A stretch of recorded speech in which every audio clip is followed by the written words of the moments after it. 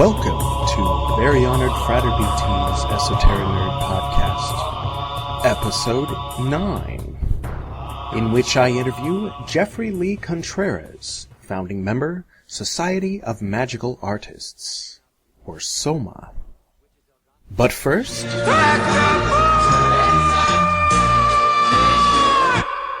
today's episode is brought to you in part by the letter B. B for Basic Basic. 1. It means the most basic of all basics, and results in clearing. It is found on the clearing course. 2. The first engram on the whole time track. 3. Any similar circumstance repetitive through a person's whole track has a first time it occurred, and that first time that it occurred we call basic. If you're confused about why I'm having you learn about the terminology used by L. Ron Hubbard, founder of the Church of Scientology, I invite you to go to Google and search for the words Pymander, P-Y-M-A-N-D-E-R,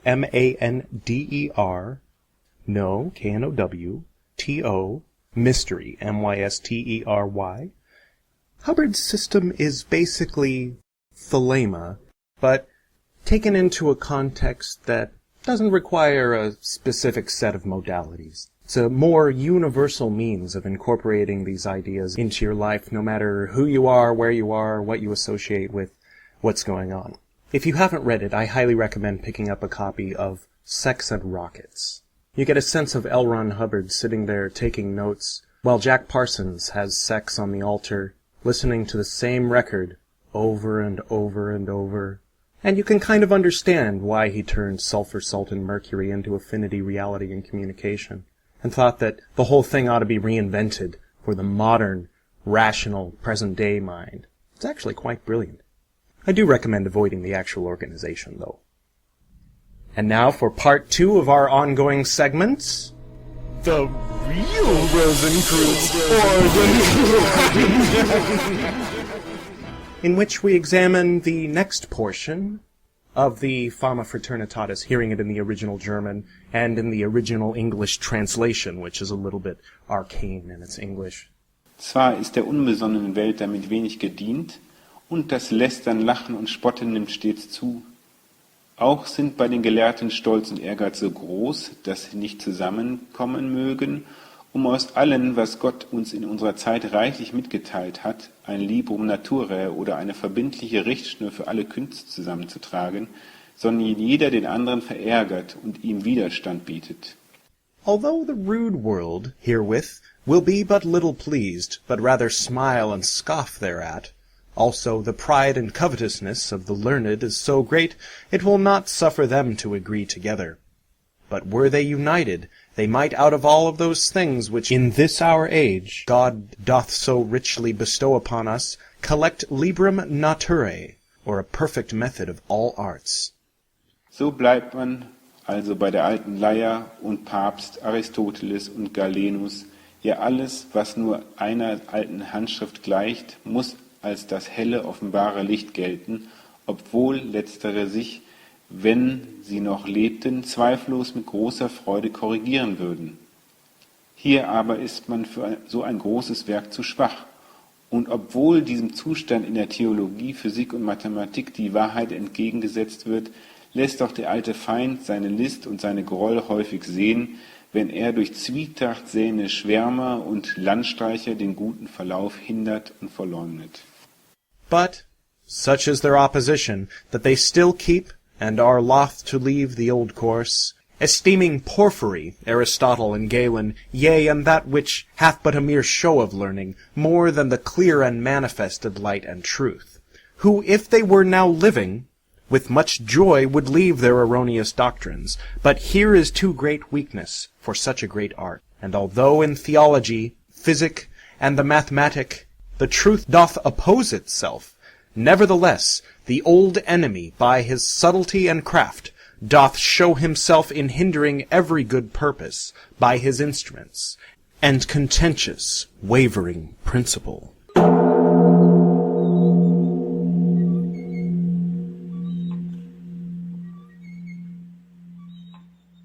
I've had the privilege of knowing tonight's guest, Jeffrey Lee Contreraz, for many years. The 10 books which he thinks that everyone should read, in order, are The Function of the Orgasm by Wilhelm Reich, Info-Psychology by Timothy Leary, The 48 Laws of Power by Robert Greene, The Golden Bough by Sir James Frazer, The Mystical Kabbalah by Dion Fortune, The Stand by Stephen King, The Tree of Evil by William Gray, The Land of No Horizon by Kevin and Matthew Taylor, The Coming Race by Baron Edward Bulwer Lytton, and The Essential Golden Dawn by Chick and Sandra Tabitha Cicero. The Society of Magical Artists, or S.O.M.A., is a non-profit association which seeks to provide an avenue or platform whereby the talents, ideas, and artifacts of its individual members may be openly shared and nurtured within the society for the betterment of all. The major source of inspiration for S.O.M.A.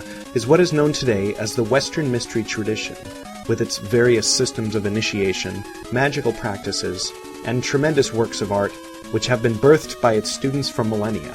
Yet, S.O.M.A.'s attention is not restricted to this alone. The founders of the society believe that virtually all traditions in the East and West share the same sublime and universal truths at their core. It is the will and intention of S.O.M.A. to serve as a pan-media crucible for its members, wherein they may share their art, ideas, passions, and perspectives, gaining exposure which may have been less accessible in the past. The society seeks to assist and uplift the individual through modern technology, so that the individual's artistic expressions, regardless of its medium, may be delivered to the world at large. Earlier today, Jeffrey announced on the S.O.M.A. page that the 4th Western Mystery Conference had been canceled due to not selling enough tickets. He said he did everything he could to make it happen, to the point of incurring a massive debt. Now, seeing as the Society of Magical Artists is very much in the same spirit as the Esoterinerd podcast, and as we get into in the interview, possibly motivated by pretty much exactly the same sort of things, I thought maybe I could help him get the word out. And maybe if people hear this podcast and they click through and click join on the Facebook page for the Society of Magical Artists, then when the 4th Western Mystery Conference is rescheduled, hopefully there'll be enough interest for it to keep rolling, because I'd like to see what he and my other friends in Austin have created thrive and really shine in the esoteric world. And so, without further ado, let's get to that interview, shall we?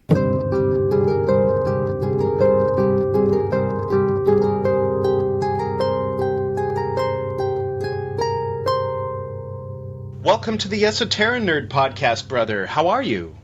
I am doing great. How are you, brother? Very well. It's been a couple years since we've spoken.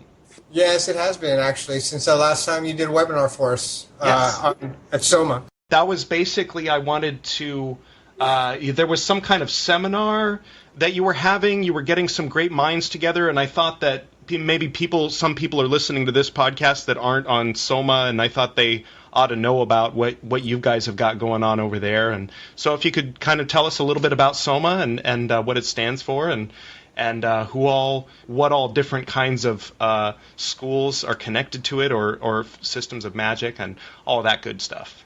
Sure.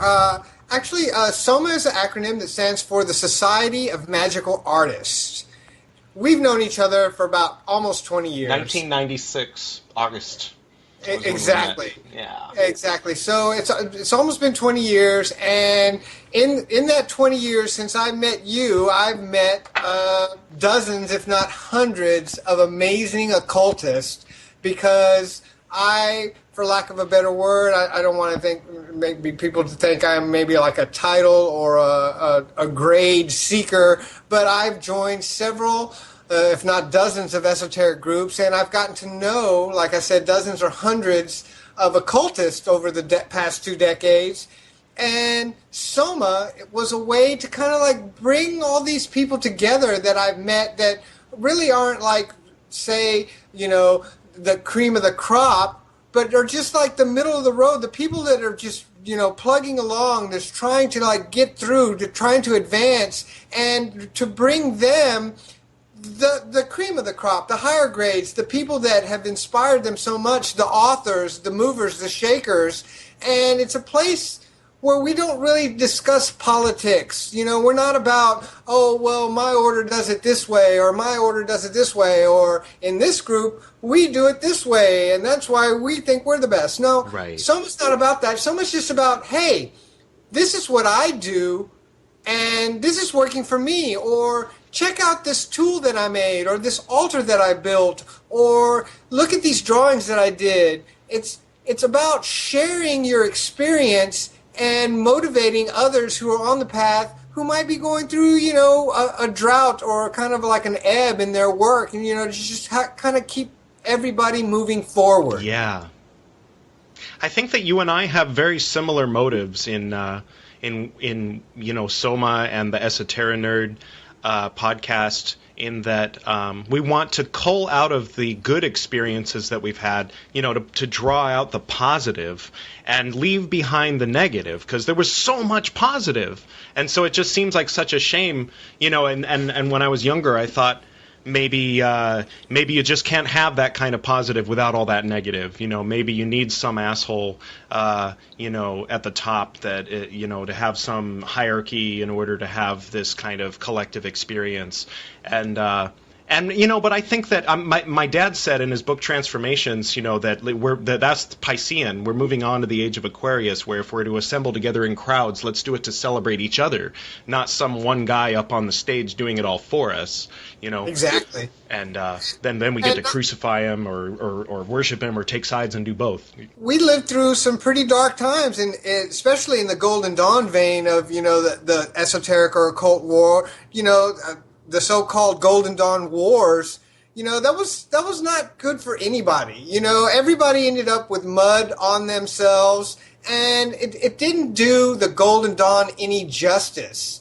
And, other esoteric groups, they look back at that, and for a long time, that's what they thought the Golden Dawn was. And when really it wasn't, it was just, a few people, that would keep throwing mud, and there was so much more to it, and I wanted to make sure that got out there as well. Yeah, there was a time when you were watching all the mud getting slung back and forth, and I was out there slinging mud. I think everybody is a little bit guilty of that. So, people get defensive at times, and, they want to defend what they feel has brought them, to a higher state of consciousness, and that in itself is just a human nature. You know what I mean? You don't like to see things that have brought you good, have done you right, be slung in the mud for any reason, and it's only natural to want to defend it.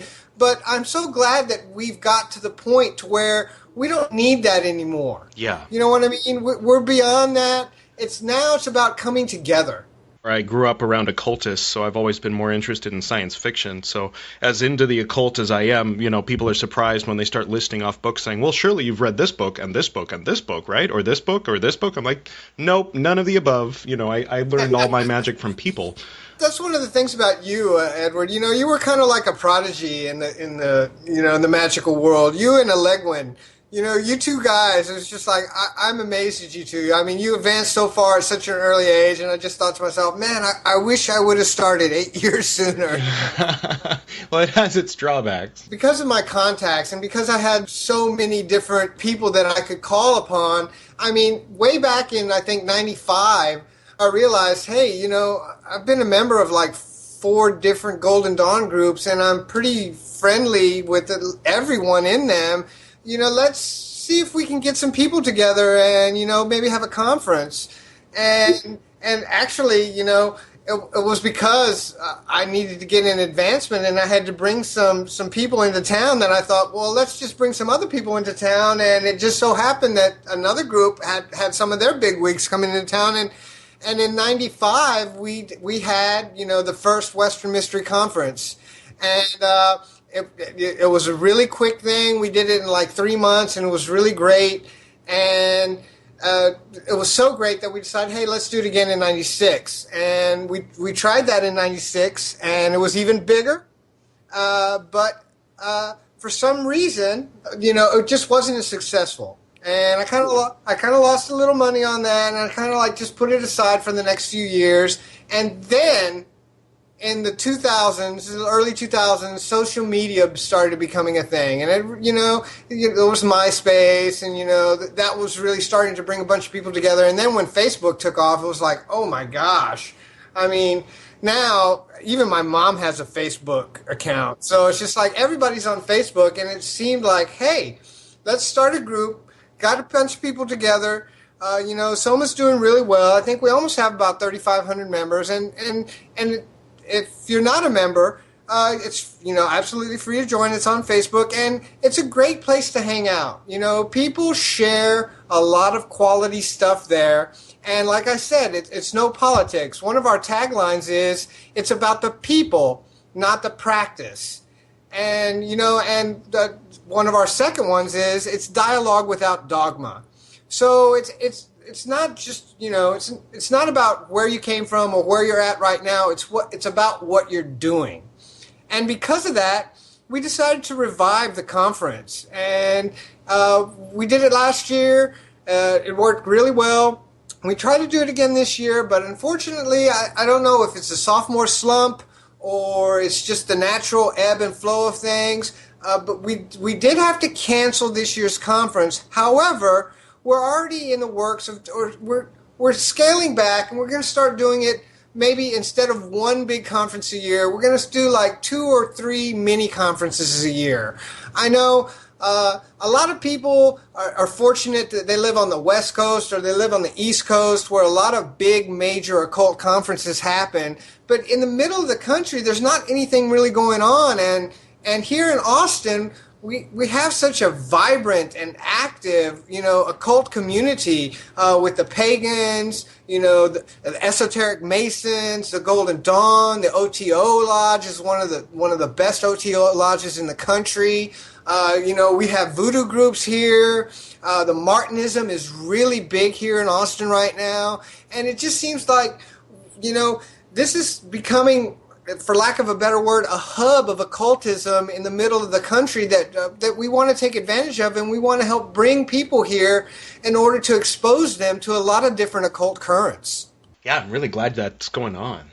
Yeah, me too, actually, because it's really broadened, my esoteric repertoire. Because, for almost 15 years, Golden Dawn was like the only type of study I did, and, maybe it hindered me that, I started over a couple times in a couple of different groups, but I think that really just strengthened my outer order knowledge and my resolve into getting this done.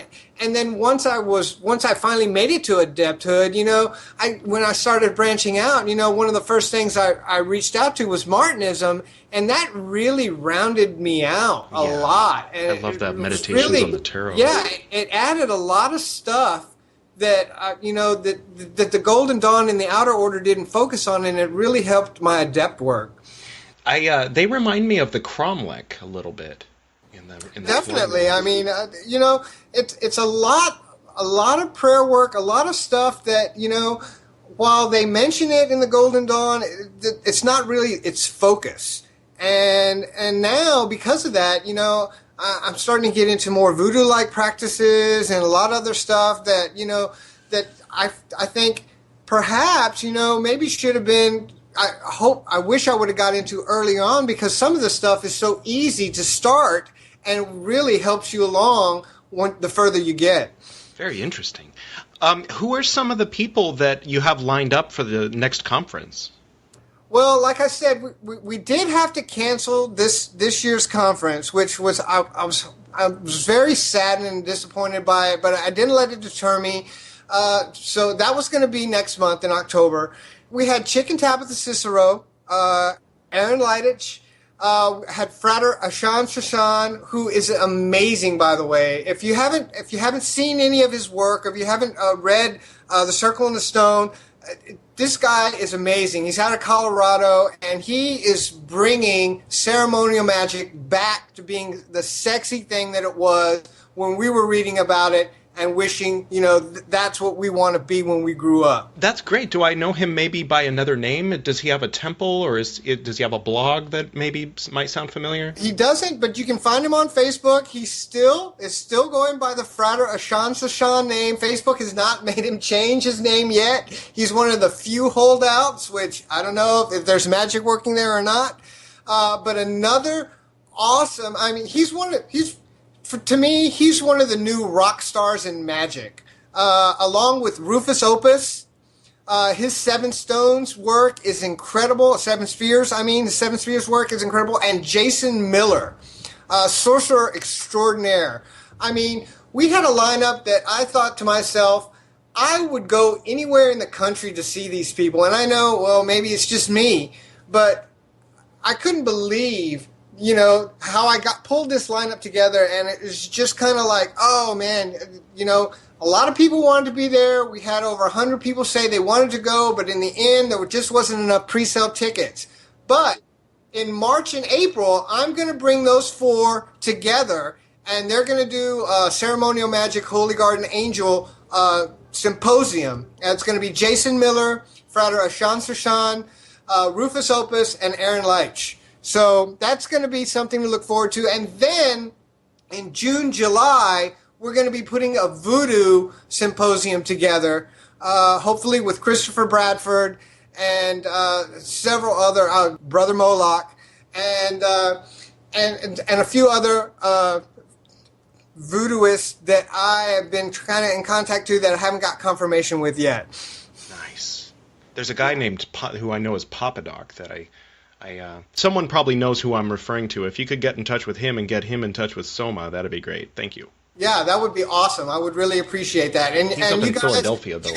You guys on the podcast, if you're not friends with me, or if you need to contact me, you can always find me on Facebook. It's very simple. Jeffrey Contreraz or Jeffrey Lee Contreraz, or you can just go to S.O.M.A. It's just like it sounds, S-O-M-A. I'll put a link in the description as well. Hey, thanks. I appreciate that, Edward. Yeah, certainly. How much do pre-sale tickets run to one of those events? Next time, it's just going to be 4 speakers over 2 days. They'll all speak twice, and we'll have a panel in the evening. And we're probably looking at about $75 at the door, $50, $60 pre-sale. So when you have all the details on that, let me know, and I'll put together, or we can both put together some kind of like an ad, like a little 30-second spot to throw into that episode, so people know it's coming up and have the details, and they can click through and buy a ticket. Yeah, that would be great. I really appreciate that. Yeah, no, it's the same. As far as I can tell, we're both doing the same thing. It's just the difference is that I'm just doing it for fun in my spare time, and you're actually losing money on it, and you've been doing it a lot longer than I have. So I respect that. I saw when I saw your post. Maybe in a year you can be losing money on it too. Do you happen to have any thoughts on the concept of Rosicrucian in general, or is some specific aspect of it? The REAL Rosenkreuz Orden. They were kind of like a hodgepodge of all the cool stuff that was going on at the time. You know what I mean? Yeah. The cool stuff from liberalism, the cool stuff from occultism, the cool stuff from medicine. Science, yeah. Science, technology, as it was back then. They were like the... I hate to even use this word, but they were like the hipsters of their time of cool shit. Yeah. You know what I mean? Yeah. And they were like going, hey, look at all this cool stuff from before that nobody paid attention to. Let's pay attention to it now and see what we can do with it. Yeah. And I really respect those guys, definitely, because, they kept our tradition alive, and actually they revived it and made it sexy and cool. And if it wasn't for those guys, there might have never been a Golden Dawn. That's true. Yeah, it was kind of, you could look at it as brilliant marketing to anonymously post a manifesto like that. It's to say, we're underground, and don't find us, we'll find you. And back then you could, they were up in Germany where it was a little bit more liberal than closer to Rome, but that's the kind of thing you could have gotten burned for in 1611. Definitely, especially at that time. But just 100 years after that, everybody wanted in. Everybody wanted to be doing it. And if you went to college, you knew about the Rosicrucians, and it was just like, hey, where can I find this secret group? And it was just like, I don't know. Well, let's pretend like we're them already, and we start our own group. And Yep. Exactly, and that's pretty much the Golden Dawn right there. Which is perfect, yeah. Wherever a bunch of Esoterinerds come together with a shared desire to share the knowledge of the what they didn't learn in college, or maybe what they learned in some obscure class that isn't on the general ed, and share that knowledge among each other. And I mean, that was the beautiful thing about in the Golden Dawn system, when you get to the grade of 5 = 6, within the context of the initiates of that grade, they consider themselves to be members of the Rosé-Roubaix or Crucis, or the Rosicrucian order, the one true Rosicrucian order if you get a culty one.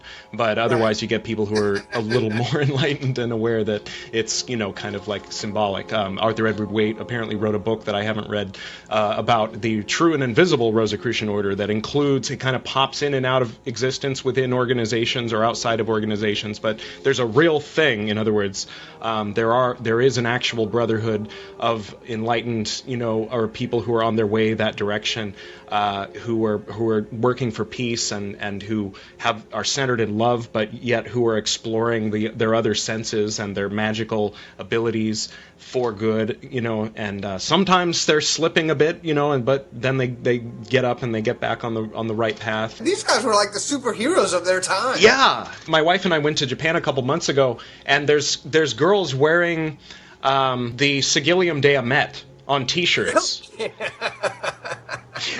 there's so much Western esoterica in the anime, and even like the Last Supper is like a popular sweatshirt. Wow, Leonardo that is da Vinci. super cool. Yeah, I know, it's interesting, but I mean, I suppose it's just the other dot in the yin yang from the people over here who are interested in Eastern stuff. Right. Well, do you have any closing thoughts before we wrap up the interview?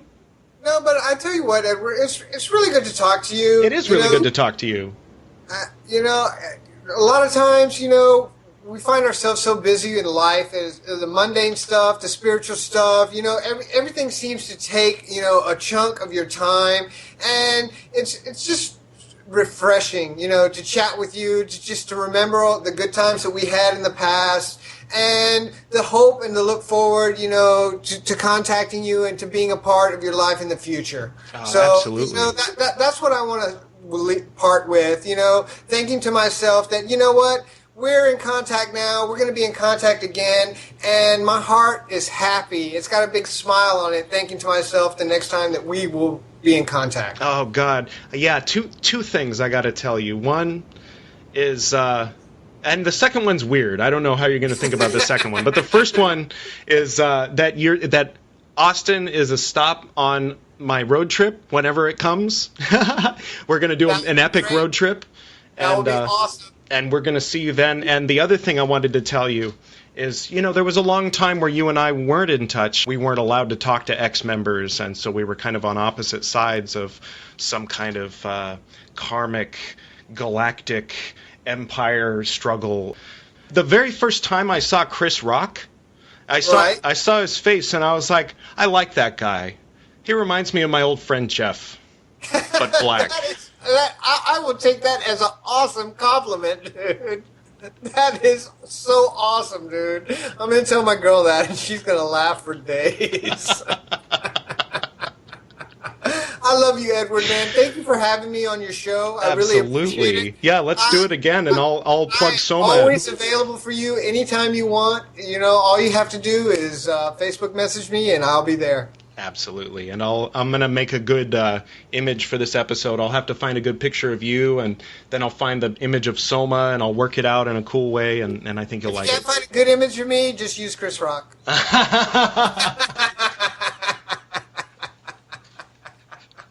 I love you, brother. I love you too, Fredo. All right, you take care. You too. I'll talk to you soon. All right.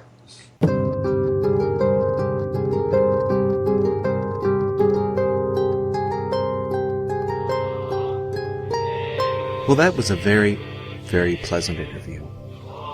And I hope that a lot of people hear this episode not because I want my podcast to be popular, but because I want a lot of people to click through and join S.O.M.A. So just find the website connected with this particular episode and click where it says Jeffrey, click add friend or follow or whatever, and click where it says Society of Magical Arts, S.O.M.A, and click join this group. And we'll talk to you next time.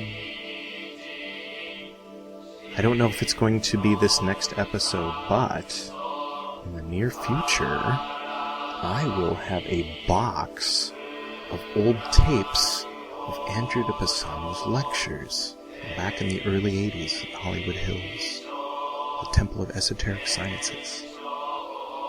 It's pretty far out. Looking forward to that.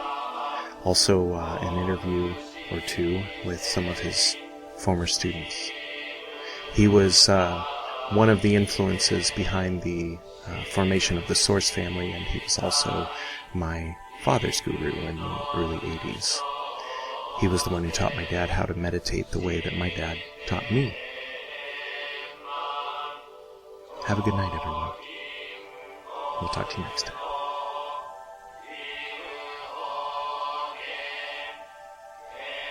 To the north and to the south, to the east and to the west, to the spirits of light among us, and to the spirits below, we send out our reverent love and compassion. May all beings be happy. May all beings be serene. May all beings be in peace.